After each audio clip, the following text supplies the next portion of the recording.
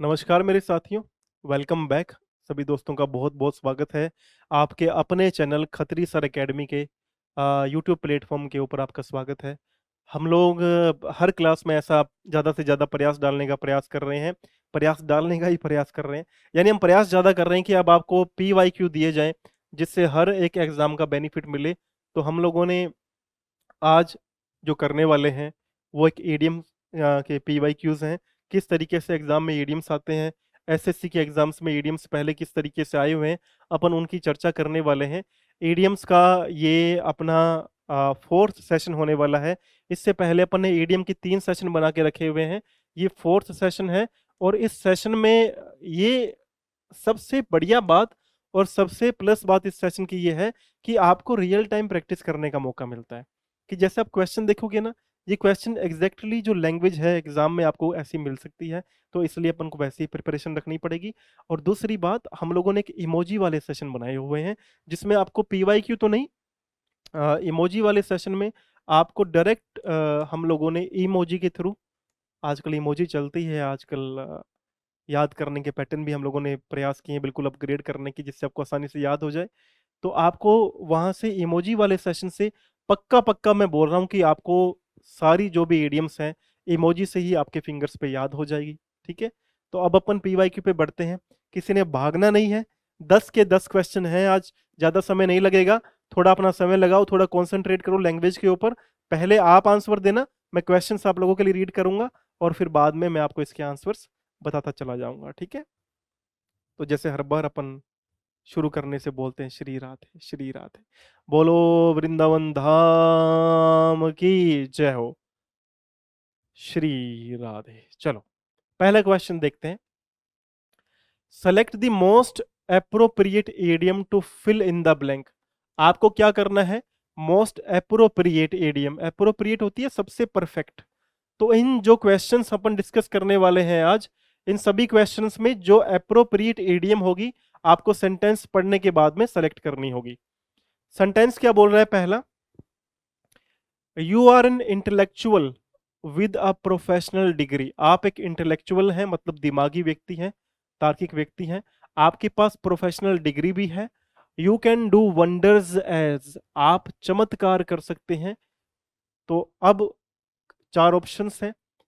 ये पूछना चाह रहा है कि इसके लिए, इस सेंटेंस के लिए क्या ईडियम आ सकती है। ठीक है, यानी आप एक इंटेलेक्चुअल व्यक्ति हैं, आपके पास प्रोफेशनल डिग्री भी है और आप चमत्कार कर सकते हैं। तो ये पूछना चाह रहा है भाई, इसके लिए क्या इसका परफेक्ट ईडियम क्या हो सकती है। ये क्वेश्चन आप देखें, SSC MTS 2023 में आया हुआ है, सेकेंड शिफ्ट के अंदर। 4 हमारे पास में इसके अंदर ऑप्शन है। पहला ऑप्शन देखो क्या बोलता है, you are playing with fire. आप आग के साथ खेल रहे हैं। नहीं। You can say it again, आप इसे दोबारा कह सकते हैं। नहीं। योर माइलेज may वेरी, आपकी जो माइलेज है वो हो सकता है। वेरी का मतलब होता है भिन्न भिन्न हो, अंश में अंतर आए, इस तरीके से। The word is your oyster, जो वर्ड है वो आपका ओस्टर है। इसका मतलब हो गया, आप जो चाहें इस दुनिया में कर सकते हैं। यही इसका सही मीनिंग हो जाएगा। यानी मान लो भाई, मेरे पास में प्रोफेशनल डिग्री भी है, मैं एक इंटेलेक्चुअल पर्सन हूँ, बड़ा सोचता हूँ हर चीज को लेकर के, और फिर मैं उसका आउटकम निकालने का प्रयास करता हूँ। तो फिर मैं क्या कर सकता हूँ? फिर तो पूरी दुनिया ही मेरे हाथ में है ना। यहाँ इसका मतलब यही हुआ कि आप कुछ भी कर सकते हैं, कुछ भी आप अचीव कर सकते हैं। अगर दिमाग भी है, प्रोफेशनल डिग्री भी है, तो आप वंडर्स कर सकते हैं, आप चमत्कार कर सकते हैं। अब देखो, यहां ध्यान रखना, ये जो वर्ड आया था ना ओस्टर, आप देखते हो समुद्र के अंदर आपको मोती सीप मिलती है ना। उस सीप में से क्या निकलते हैं? मोती निकलते हैं। तो ये जो ओस्टर वर्ड आया, ये सीप के लिए आया, कि ये जो दुनिया है आपका सीप है और आप मोती निकाल सकते हैं। तो आप वंडर्स कर सकते हैं ना, फिर तो चमत्कार कर ही सकते हैं आप। भाई, अगर आप मोती निकाल सकते हैं, आप इस दुनिया के अंदर ऐसा चमत्कार मोती वाला कर सकते हैं, निकालने वाला, तो यू कैन डू वंडर्स, है ना। इस तरीके से ये इडियम चलेगी।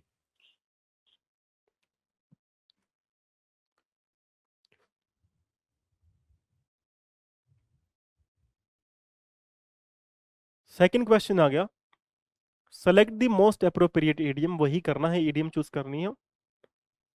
It is risky to invest all your savings in one company, it is like, एक कंपनी में अपनी सेविंग्स इन्वेस्ट करना ये किस तरीके का काम है। देखो, गोइंग डाउन इन फ्लेम्स, क्या आग में जल जाना, टुकड़ों में जल जाना, क्या ये हो सकता है।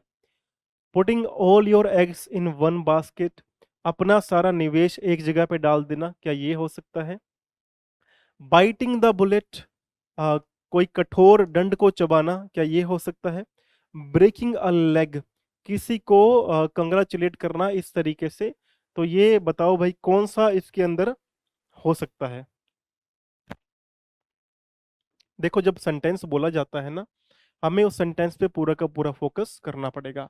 अब ये बोल रहा है it is risky to invest, ये बोल रहा है रिस्की काम हो जाएगा अगर आप इन्वेस्ट करते हो अपनी सारी की सारी सेविंग एक ही कंपनी के अंदर। तो जब आप अपनी सारी की सारी सेविंग एक ही कंपनी में इन्वेस्ट कर रहे हो, इसका मतलब ये हो गया है कि आप सारा का सारा पैसा एक जगह जगह पर निवेश कर रहे हो। तो ये होता है putting all your eggs in one basket, सारे के सारे एक ही बास्केट में एग्स डाल देना, उसे बोलेंगे कि आपने सारी की सारी सेविंग्स एक ही जगह पर इन्वेस्ट कर दी। अच्छा देखो, स्टॉक मार्केट चलता है ना, अब स्टॉक मार्केट में क्या होता है, मान लो कि आपको पैसा है आपके पास में, और आपने क्या करा, आपने पैसे को अलग अलग हिस्से में डाला, तो वो ग्रोथ कर जाएगा। और वो हो सकता है कि एक में डूबे तो दूसरे में ग्रो भी करे, तो दोनों में तो नहीं डूबेगा। लेकिन अगर आपने सारा का सारा पैसा एक ही मान लो शेयर खरीदने में डाल दिया, अब वो शेयर क्या जा रहा है, वो नीचे ही नीचे जा रहा है। तो आपके पास कोई ऑप्शन थोड़ी है, क्योंकि आपने क्या कर दिया, आपने you have put all your eggs in one basket, आपने सारे के सारे जो एग्स हैं वो वन बास्केट में डाल दिए। यही रीजन है कि वो अब आपका जो पैसा है वो रिस्की जगह पर आपने इन्वेस्ट कर दिया है। अगर आपने यही क्या किया होता, अलग अलग शेयर में आपने पार्टीशन करके किया होता, तो हो सकता है कि आपका पैसा ग्रो भी हो जाता, किसी में ग्रो होता और किसी में नहीं भी होता, तो इतना रिस्की नहीं होता। इस तरीके से biting the bullet, biting the bullet का मतलब क्या है, मान लो कोई डिफिकल्ट सिचुएशन रही जीवन के अंदर, है ना, और मैं बोलता हूं कि अब आपको बुलेट को बाइट करना पड़ेगा। इसका मतलब ये है कि जो भी आपको सजा मिल रही है, आपको उसे सहन करना पड़ेगा। चाहे आपको कोई भी दंड मिल रहा है, उसको सहन करना पड़ेगा। कोई विपरीत परिस्थिति है, आपको उसको सहन करना पड़ेगा। ये होता है बाइट द बुलेट। यानी कोई ऐसा मान लो कि बंदूक की गोली है, वो चबाना आसान थोड़ी है, तो उस बुलेट को चबाना आसान नहीं है, लेकिन आपको चबाना पड़ेगा। तो बाइट द बुलेट का मतलब हो गया कि आपने आ, मुसीबत भरी परिस्थिति को आपको सहन करना पड़ेगा। कोई अपराध के लिए दंड मिल रहा है, तब भी आपको सहन करना पड़ेगा। ठीक है। एक आ गया breaking a leg, breaking a leg का मतलब क्या होता है, किसी को विश करना। ठीक है, इस रूप में आता है ये। ध्यान रखना, ये कई बार आ जाता है ब्रेकिंग अ लेग, और हमें लगता है भाई क्या किसी को तोड़ना है या किसी को मरोड़ना है, या इस सेंस के अंदर आता है। या फिर मान लेते हैं अपन, एक सेकंड दो मुझे आप, यहाँ फिर कई बार क्या होता है, कई बार अपन इस रूप में मान लेते हैं, जैसे ब्रेक द आइस। अब काफी लोग ये सोच जैसे कल परसों किसी बच्चे का कमेंट आया था, मैं चेक कर लेता हूँ। हाँ,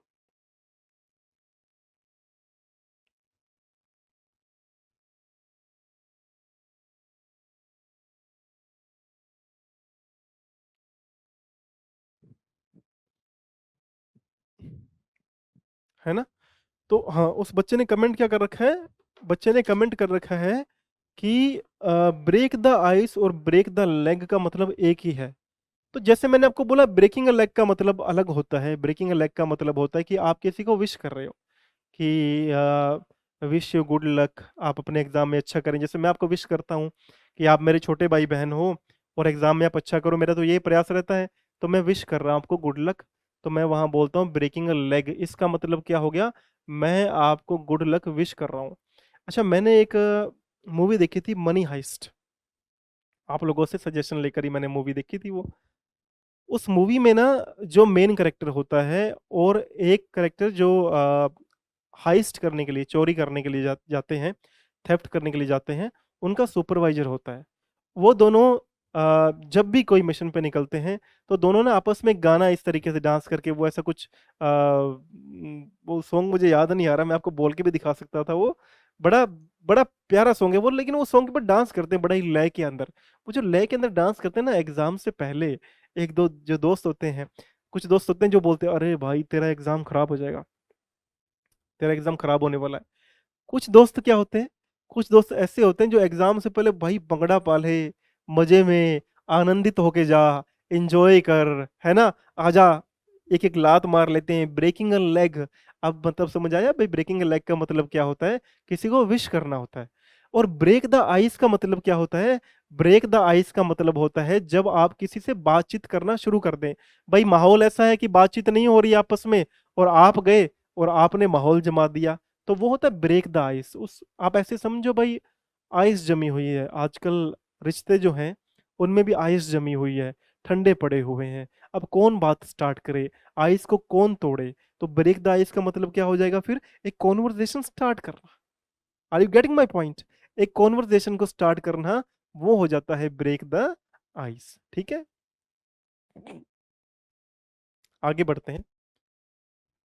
Irrespective of the chaos in classroom, our class teacher say stays cool as a cucumber. Cucumber की तरह कूल रहते हैं। खीरा होता है ना, खीरा, खीरा गर्मियों के लिए ठंडा होता है। देखते हो, सैलेड काटा जाता है, सैलेड में खीरा काटा जाता है, कुकम्बर होता है ना। तो क्या बोल रहा है, irrespective of the chaos in the classroom. chaos क्या होता है, क्लास के अंदर बड़ा ही शोरगुल है ना।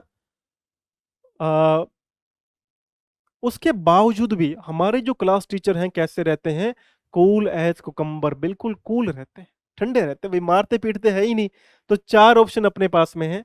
स्टेज काम एंड कंपोज्ड, काम और कंपोज्ड रहते हैं, मतलब ठंडे रहते हैं और ध्यान लगा के रखते हैं। बिहेव्स लाइक अ वेजिटेबल, एक वेजिटेबल की तरह बिहेव करते हैं। Scholz all the students in the classroom, classroom में सारे स्टूडेंट्स को स्कोल्ड करते हैं। डेवलप्स अ फीवर, एक फीवर डेवलप करते हैं। नहीं ऐसा, आपको क्या लग रहा है भाई, क्या आंसर इसका आ सकता है, आप लोग बताएं। थोड़ा आप लोग सोचें भाई, क्या इसका आंसर बन सकता है। देखो, आ, जो इसका सही आंसर बनेगा कूल एज कुकम्बर का, जैसे मैंने बोला भाई, काम, काम का मतलब ठंडा शांत रहने वाला, तो क्या बनेगा, स्टेज काम एंड कंपोज्ड, बिल्कुल ठंडे रहते हैं और कंपोज्ड रहते हैं वो हमारा टीचर जो है। हालांकि क्लास में कैओस है, फिर भी वो ठंडे रहते हैं। और ये आई भी हुई है, देखो, एसएससी एमटीएस 2013 के अंदर आई हुई है, थर्ड शिफ्ट के अंदर। ठीक है, तो ये एसएससी वाले पेपर में तो एसएससी से ही उठाई जाएगी, ये बात भी ध्यान रखना। चलो भाई अगला पढ़ते हैं।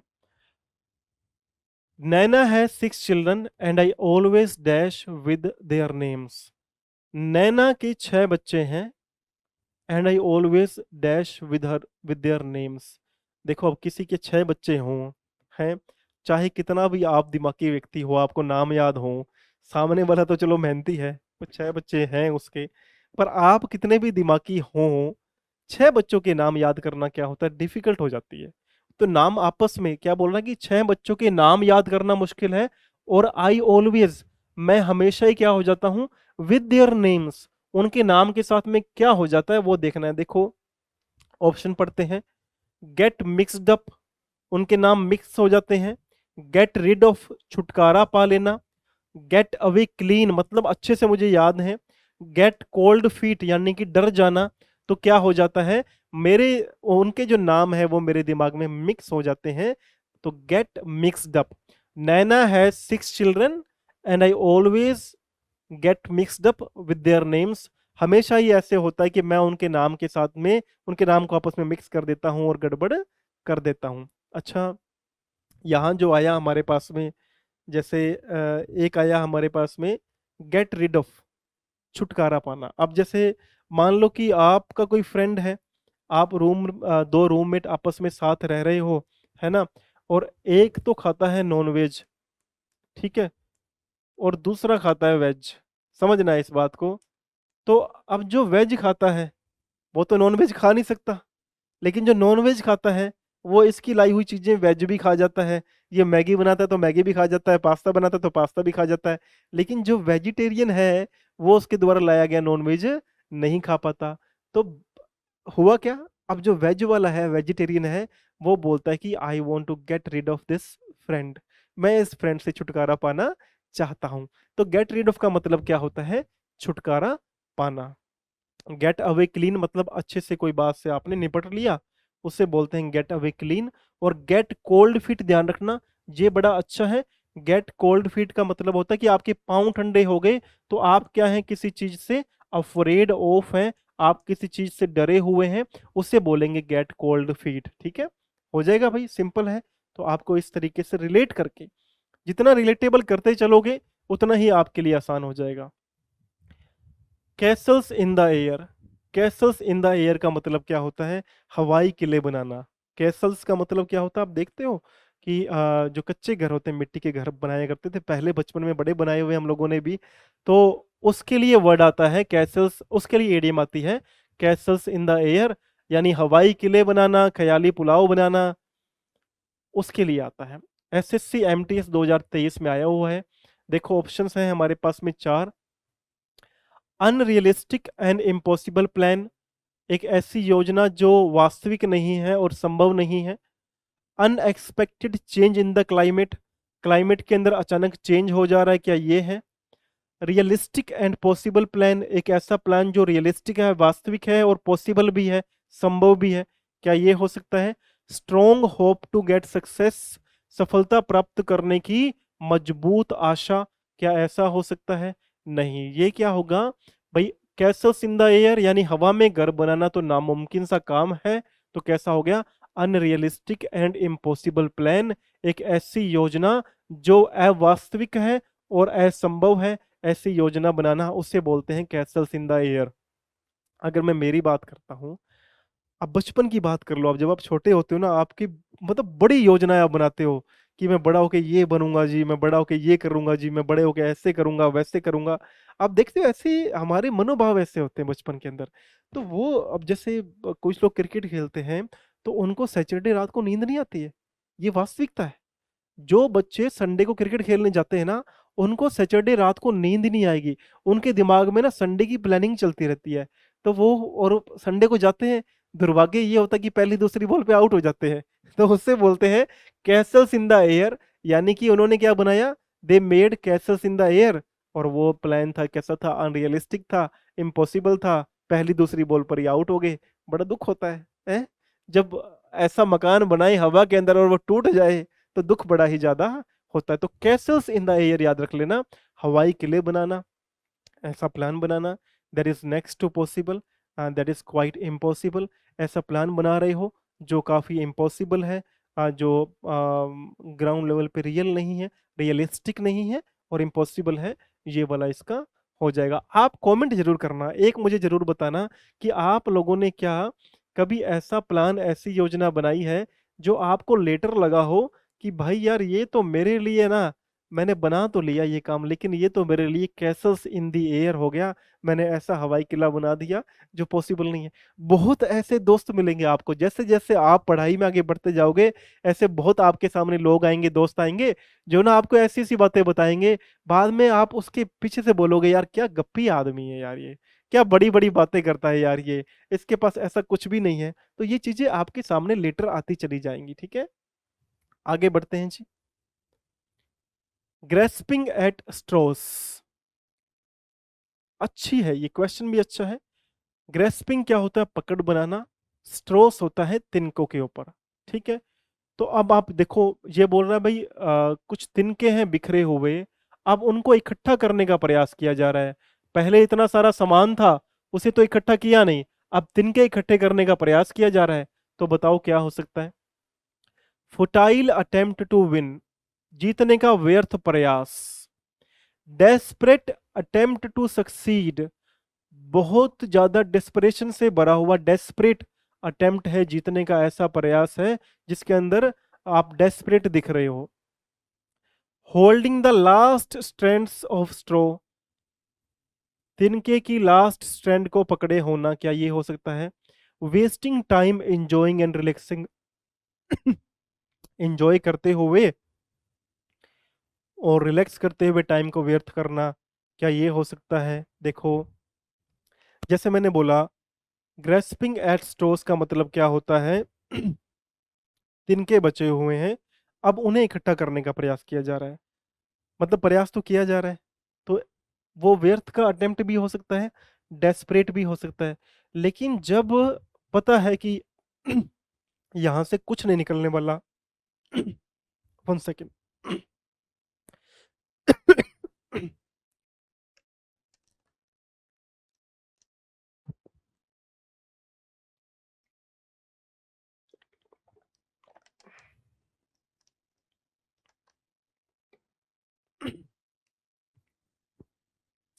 लेकिन जब हमारे पास में एक आइडिया हो जाता है कि अब यहाँ से कुछ भी नहीं निकलने वाला, तब भी हम प्रयास करें तो वो एक डेस्परेट अटेम्प्ट हो जाता है सफलता के लिए, है ना? फ्यूटाइल तो होता ही है, लेकिन जब पता है भाई है भी नहीं, फिर भी हम प्रयास कर रहे हैं, तो वो हमारा डेस्परेट दिखाता है रवैया कि हम कितना चाह रहे हैं उस चीज को, लेकिन मिल नहीं रही है। तो ये बी वाला यहाँ पर सही हो जाएगा। चलो भाई आगे बढ़ते हैं। Select the most appropriate idiom to fill in the blank. She told me that she was going. उसने मुझे बोला कि वह जा रही थी। जब उसने मुझे बोला कि वह जा रही थी, तो इनमें से वो चार में से कौन सी इडियम हो सकती है, ये पूछने का प्रयास कर रहा है, जो यहाँ पे फिट बैठेगी। Blue blood. ब्लू ब्लड क्या होता है? राज घराने से होना। ब्लैक एंड ब्लू क्या होता है? मारपीट के निशान पड़े होना। आउट ऑफ द ब्लू क्या होता है? अचानक से कोई बात बताना, अचानक से कोई चीज होना। Once in a blue moon क्या होता है? कभी कभार। तो यहां पर देखो, she told me that she was going. उसने मुझे बताया कि वह जा रही थी। तो कैसे बताया? अचानक से मुझे बताया। आउट ऑफ द ब्लू, यहां पर ये एडियम सेट बैठेगी। She told me out of the blue that she was going, ये वाली एडियम यहाँ पे सही रहेगी। जैसे मैंने बाकी की चर्चा भी करी, देखो ब्लू ब्लड क्या होता है, आप देखते हो जो राजग्राही लोग होते हैं उनका जो तरीका होता है कपड़े पहनने का, शाही तरीका होता है, उसे बोलते हैं blue blood. Black and blue क्या होता है? ब्लैक एंड ब्लू होता है कि अब मारपीट के नीले काले निशान नहीं पड़े रहते, कई बार आते हो क्या करके आए हो?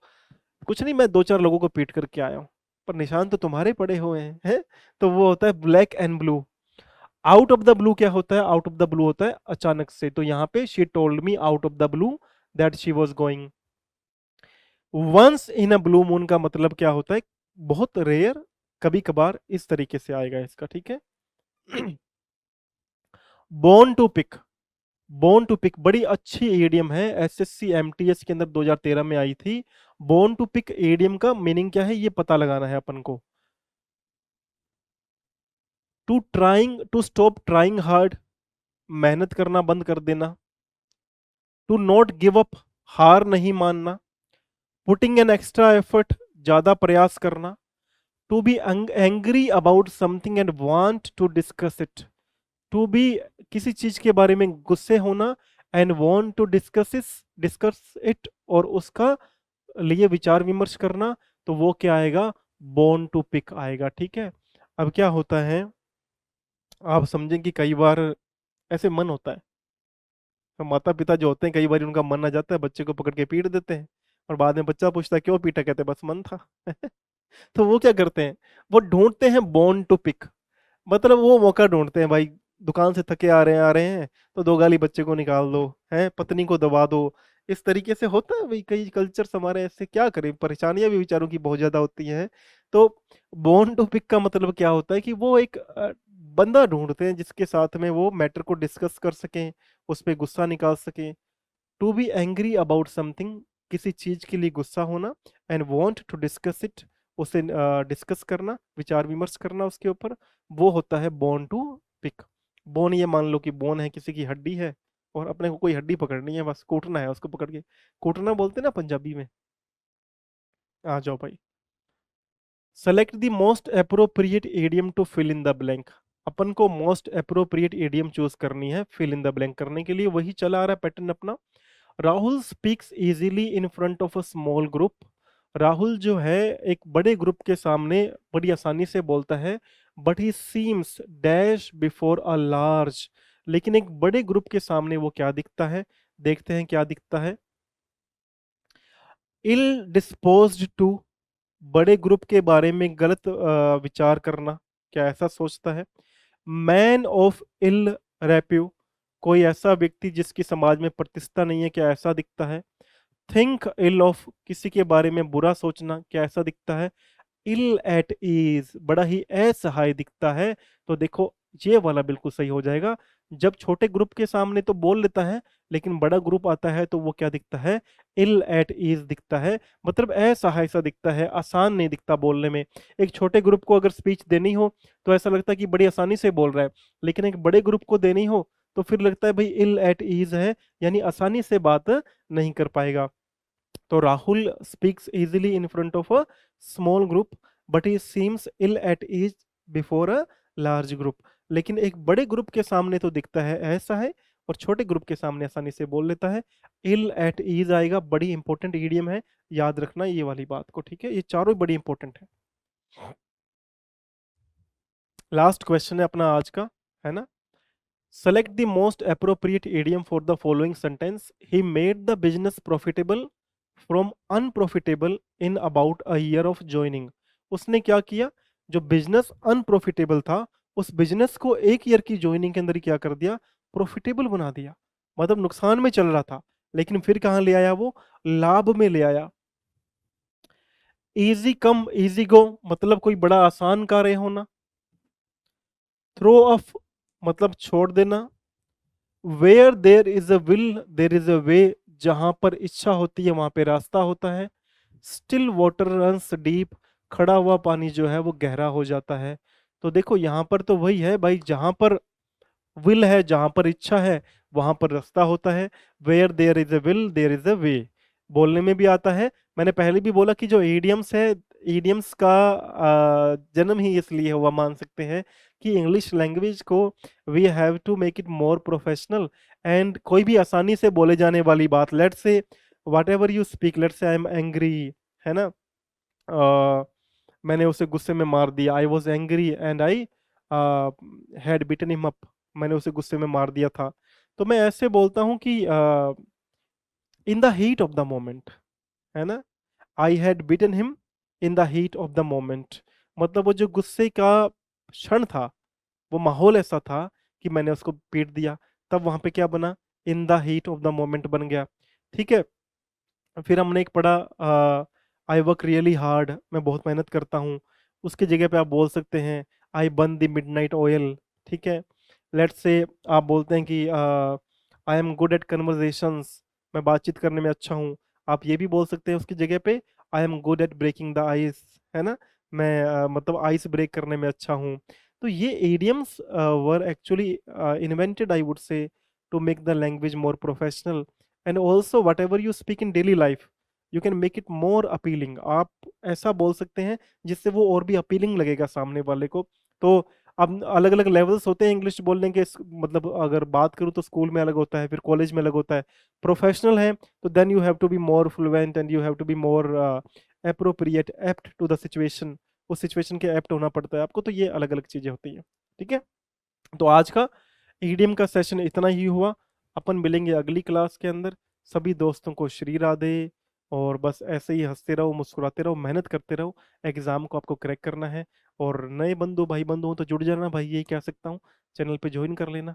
मिलेंगे अगली क्लास में। जय श्री राधे।